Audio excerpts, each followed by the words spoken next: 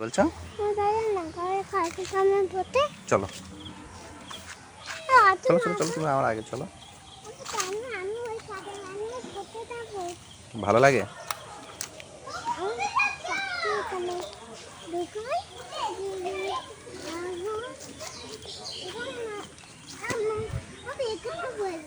এখানে বসবে, বসো।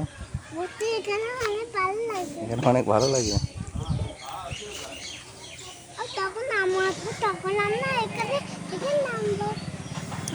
আসবে তখন আমরা বাড়ি যাবো।